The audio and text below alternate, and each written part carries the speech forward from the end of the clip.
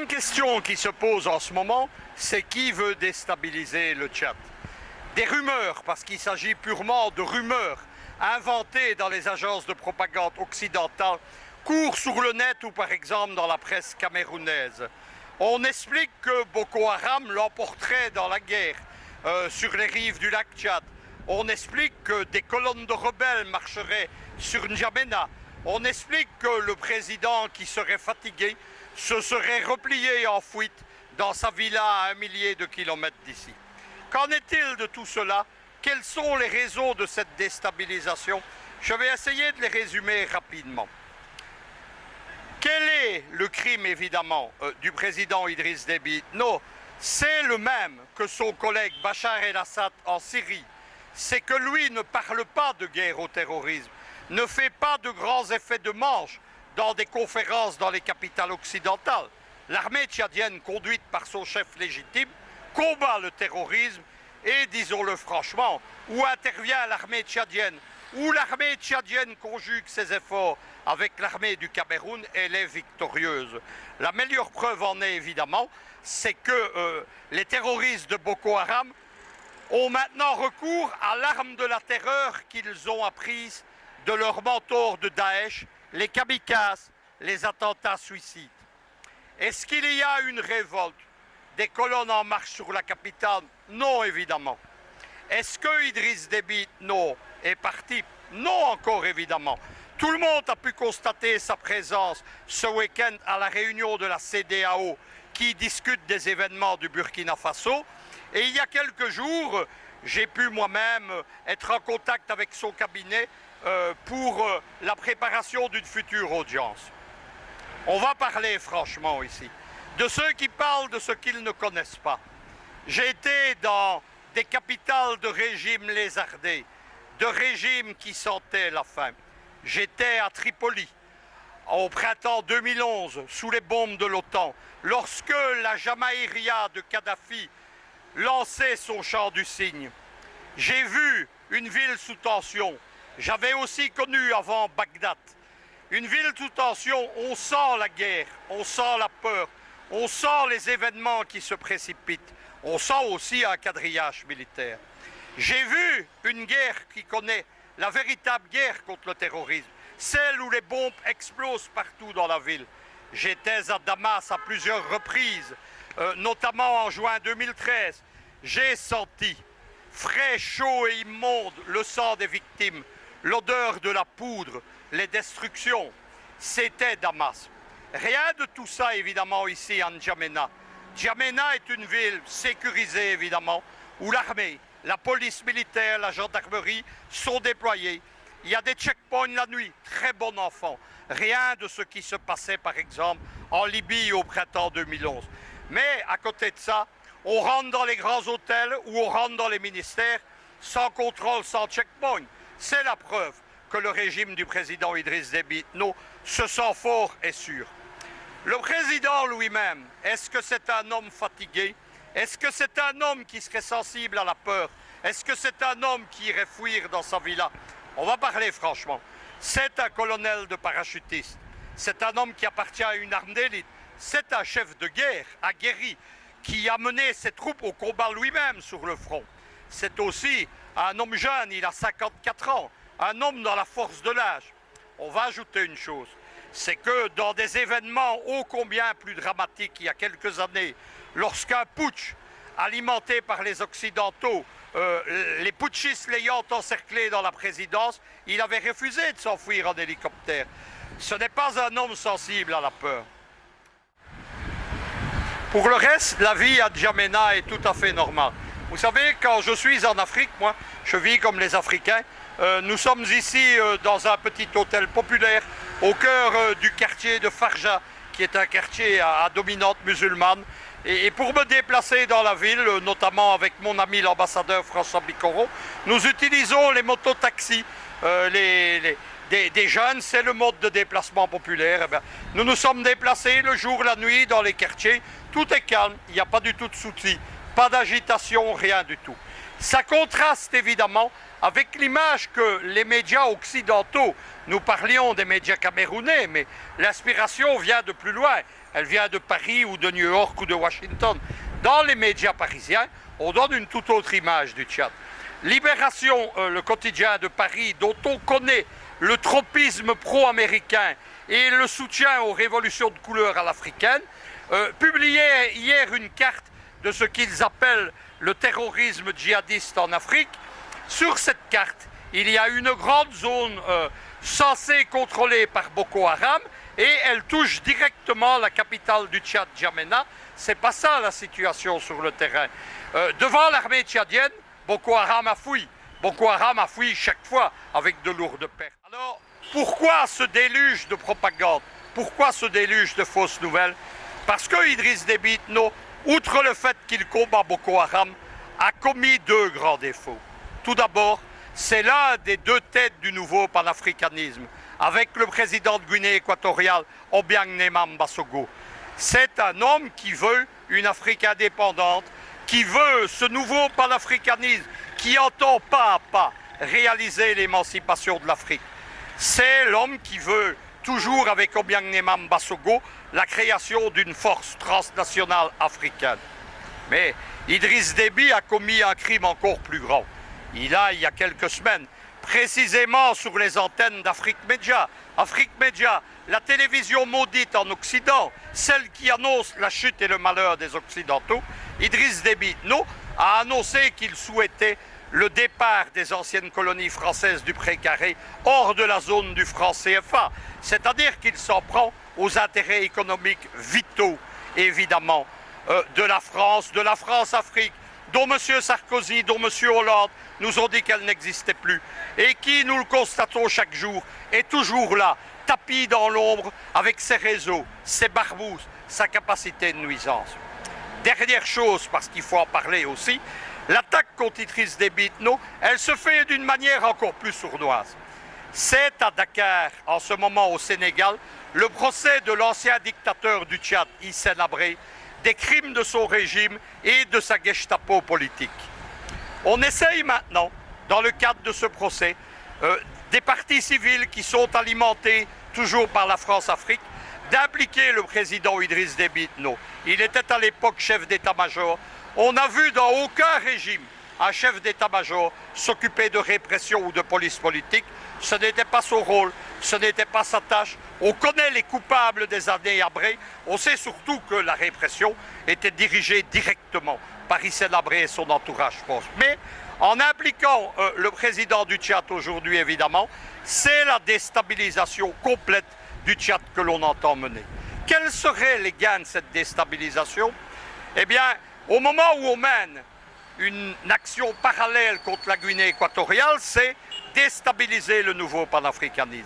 C'est d'empêcher d'avancer dans la lutte contre le franc des colonies françaises.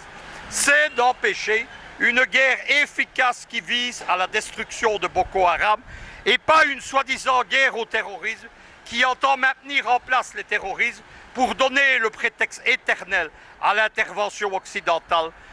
Voilà les enjeux de ce qui se passe actuellement au Tchad. Il faut dire une dernière chose, et ici ce n'est plus l'analyse mais le panafricanisme qui parle.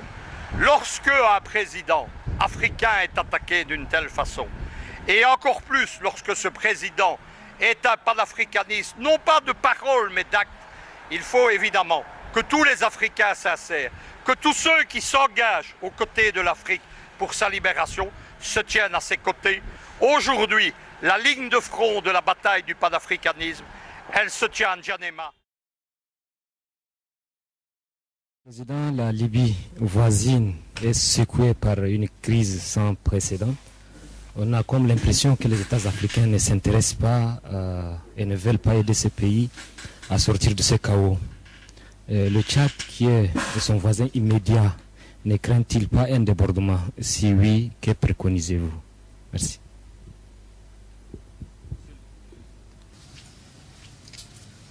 Le désordre en Libye, l'Afrique n'y est pour rien. L'Afrique n'y est pour rien. Qui a demandé à l'Afrique d'aller assassiner Gaddafi et puis laisser le pays dans le désordre? L'Union africaine. est une institution continentale. La communauté internationale n'a pas demandé aux Africains qu'est-ce que vous pensez de ce que nous faisons. On a vu s'abattre, en fait, disons, des bombes sur des populations, sur un pays souverain. Et voilà ce qu'est devenu aujourd'hui la Libye. Nous ne sommes pas comptables de ce qui s'est passé. La responsabilité des Africains peut bien sûr voir dans quelle mesure pourrait, avec la communauté internationale, aider ce peuple-là à arrêter le désordre. Cette démarche est en train d'être faite. L'Union africaine a désigné un représentant, comment on appelle spécial, un envoyé spécial pour la Libye qui suit de près la situation qui se passe. Et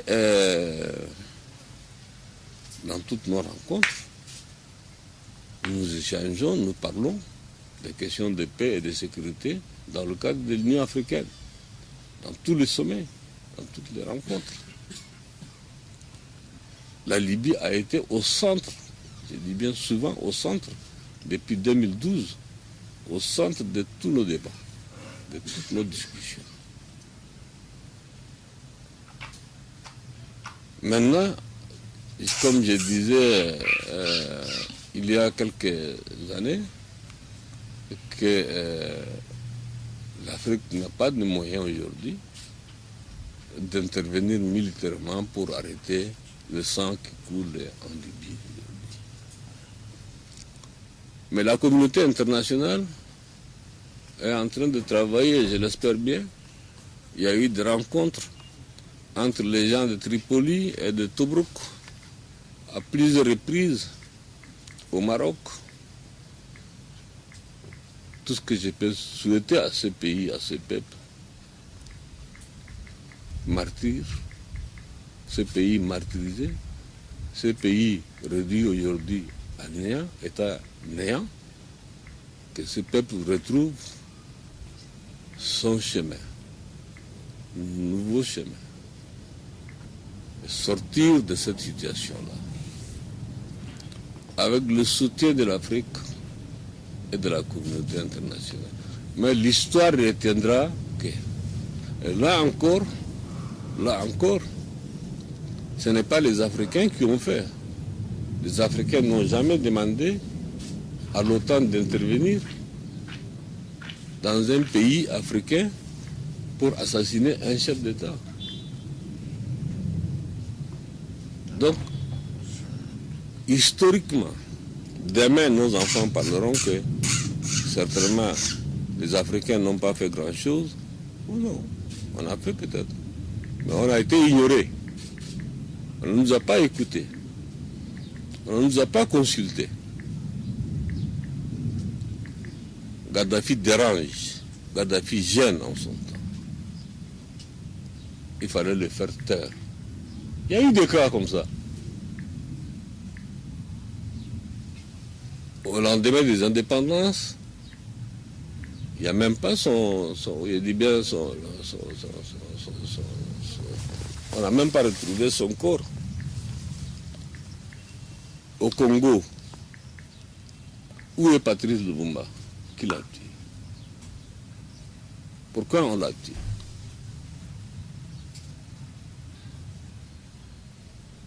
Pourquoi on a tué Gaddafi? Parce que Gaddafi pense que l'Afrique est déjà mûre, l'Afrique peut aller à l'avant avec ses propres moyens, se développer et sortir de la pauvreté.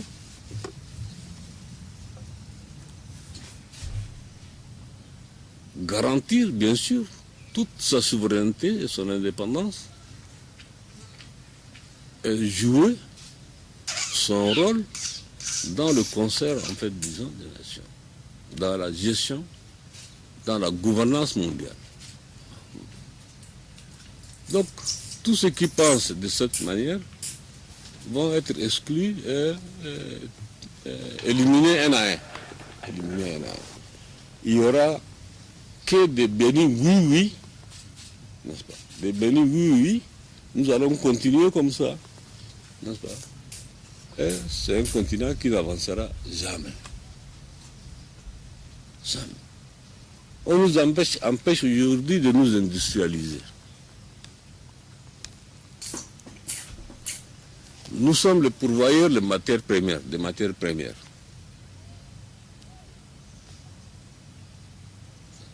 Ce n'est pas nous qui arrêtons les prix à la base.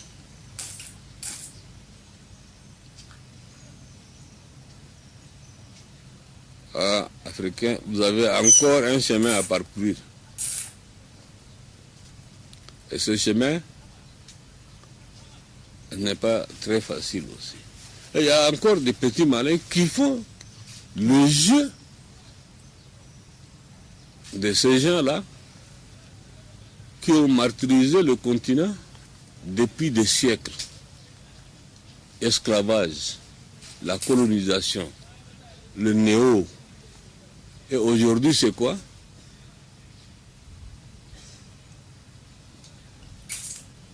Comme disait un journaliste des Afrique Média, souvent, l'imbécilisation de l'homme noir. Voilà. Donc, bon, vous êtes sur Afrique Média. n'est plus là. Il a été assassiné parce qu'il dérange. Et les gens n'aiment pas ce qui dérange.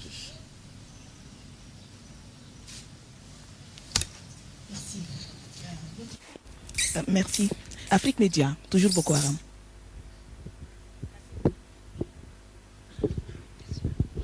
Salam alaikum, Excellence. Monsieur Mohamed Bachir, de la télévision panafricaine Afrique Média.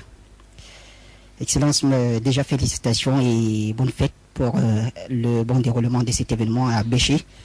Et surtout, nos sincères condoléances pour tout ce que Boko Haram a pu causer dans notre pays, le Tchad.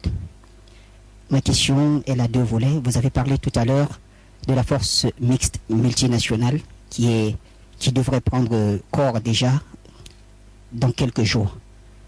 Il y a effectivement 48 heures ou un peu plus, s'est tenue à Maroua une rencontre qu'on a appelée Logon 2. Et à ce sujet, je voudrais savoir quelle est la stratégie du Tchad dans cette opération. Est-ce que le Tchad va augmenter ses effectifs, va plutôt les réduire ou alors va maintenir ce qu'il y a en ce moment? D'autre part, beaucoup d'experts pensent que cette guerre sera très longue et très coûteuse.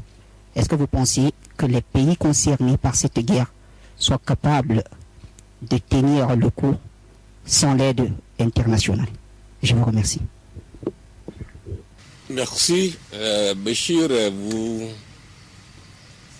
avez posé une question extrêmement importante. Donc, le Tchad n'agit pas seul. Le Tchad agit dans un contexte et dans un environnement de la sous-région concerné par les actes barbares de Boko Haram. Il y a eu une multitude de réunions, sommets au niveau des chefs d'État, des réunions au niveau des experts, au niveau ministériel, au niveau des états-majors, au niveau des services de sécurité, soit à N'Djamena, Cameroun, au Nigeria et au Niger. Et tout ça, c'est pour mettre en œuvre une stratégie commune efficace qui permet à la force mixte multinationale, après avoir, je dirais, déjà, vous savez très bien que la force multinationale compte 8700 hommes, qui étaient donc parrainés aussi par l'Union africaine. Donc cette force va être opérationnelle bientôt.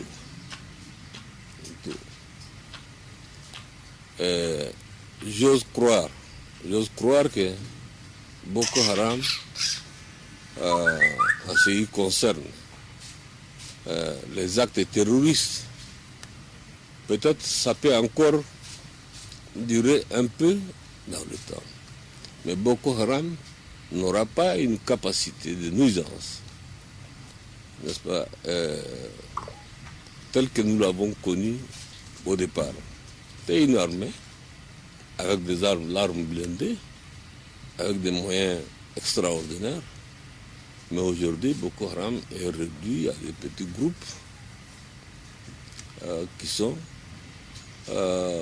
éparpillés, soit dans les îles, beaucoup plus au Nigeria, à l'est du Nigeria, à la frontière Nigeria-Cameroun, je crois.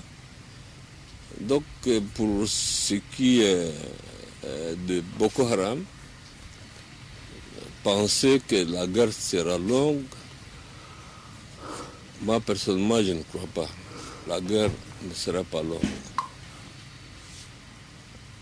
Elle va être courte, mais après, évidemment, il s'agit de ne pas baisser la vigilance, de ne pas laisser Boko Haram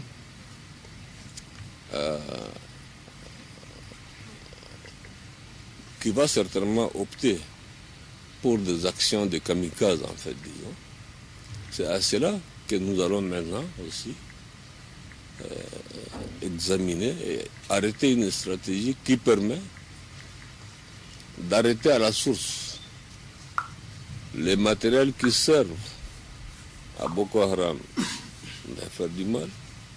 Parce que ces matériels-là, Boko Haram ne fabrique pas du TNT, Boko Haram ne fabrique pas des armes, Boko Haram ne fabrique pas des blindés, Boko Haram ne fabrique pas des armes.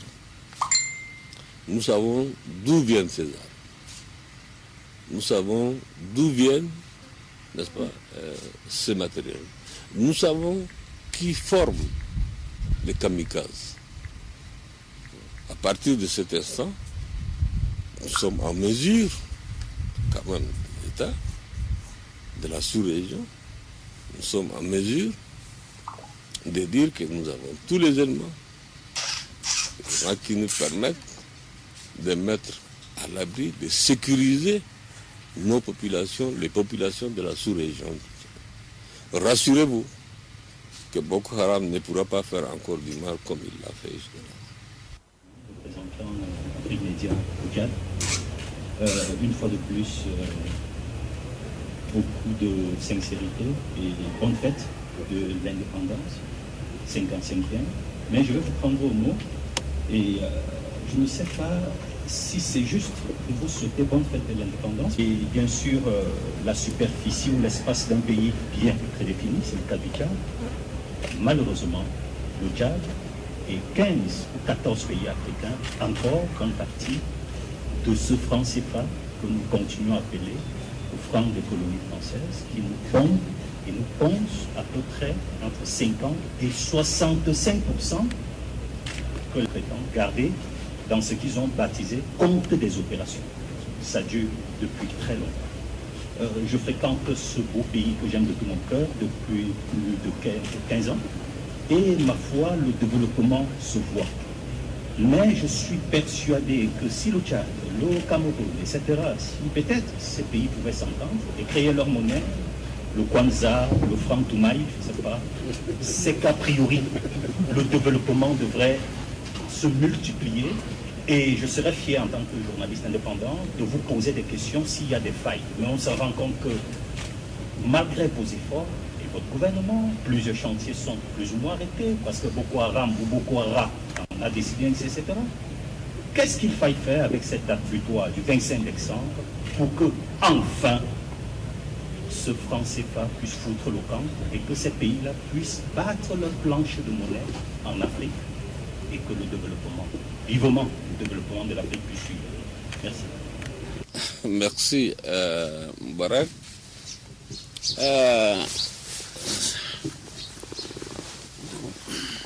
Là, vous m'avez jeté dans la mare, là. Je vais essayer de répondre à votre question.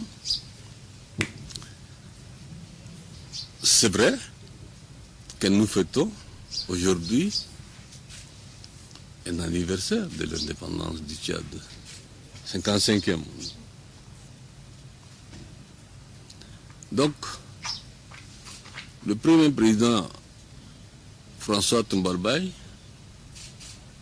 le 11 août à minuit, il a déclaré haut et fort: le Tchad est indépendant et souverain.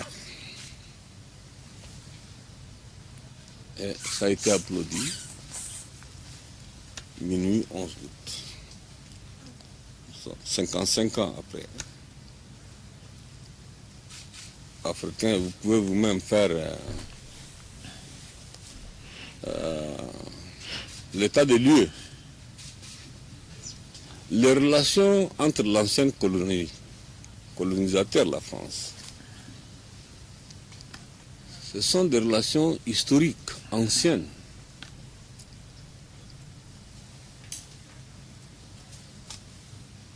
On ne peut pas négativer totalement les relations que nous avons avec la France. Mais nous ne pourrons pas continuer à comment on appelle ce qu'on appelle le système France-Afrique, ou paternalisme, en fait, disons, système paternalisme, qui est dépassé, que les Français eux-mêmes, ils n'aiment pas. Puisque nous, Africains, c'est nous qui courons derrière, à qui vous voulez donner la faute? Vous avez aujourd'hui le franc CFA, qui est garanti par le Trésor français. Mais cette monnaie-là, elle est africaine. C'est notre monnaie à nous.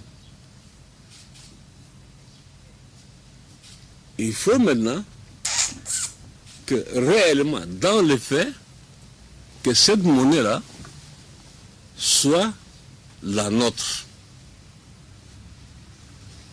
Pour que nous puissions, le moment venu, faire de cette monnaie une monnaie convertible et une monnaie qui permet à tous ces pays francophones qui utilisent encore le franc CFA, qui utilisent la franc CFA, puissent permettre de se développer. Je crois que c'est des décisions courageuses que nos amis français doivent prendre. Et l'Afrique aussi, la sous-région, les pays africains, francophones aussi, face à ce que j'appelle aujourd'hui la coopération monétaire avec la France, il y a des clauses qui sont dépassées. Et ces clauses-là, il faudra revoir dans l'intérêt de l'Afrique et dans l'intérêt aussi de la France. Ces clauses tuent l'économie de l'Afrique. Ces clauses ne permettront pas à l'Afrique, avec cette monnaie-là, de se développer. Ça, c'est une réalité. Vous n'avez pas besoin de chercher de midi à 14 heures pour cela. Donc, il faudra que nos amis, historiquement, on est liés avec la France, nous allons continuer à jouer l'amitié sincère avec la France, mais il faudra avoir le courage de dire que le moment est venu pour couper un cordon qui empêche à l'Afrique de décoller. Et là, la question est posée. Il faut poser. Ce n'est pas une question taboue. Il ne faut pas en faire de ça une question taboue. Aucun chef d'État, aucun ministre, aucun Africain doit faire de cette question-là une question taboue. Ce n'est pas tabou. On se pose la question. Est-ce que c'est notre monnaie? Si c'est notre monnaie, pourquoi cette monnaie-là n'est pas convertible? Pourquoi l'ensemble de nos échanges en exportation et en importation passe par la Banque centrale de la France? N'est-ce pas? qu'est-ce que nous gagnons en positionnant, en mettant notre, comment on appelle là, nos ressources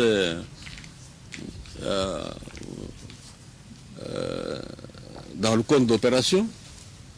Quel est le taux d'intérêt que nous gagnons?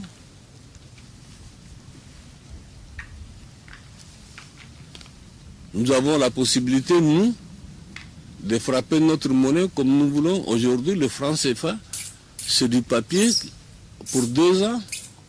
En 2 ans, le papier du franc CFA, ça devient, comment on appelle là, du chiffon.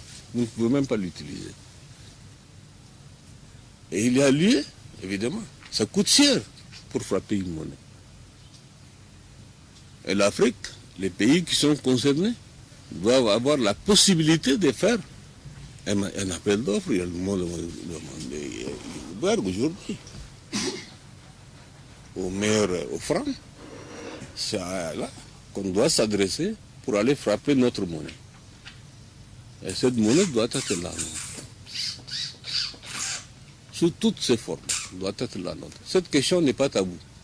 Ceux qui veulent faire de cette question tabou, ils vont tuer l'Afrique. Et demain, nous allons être condamnés par les générations futures.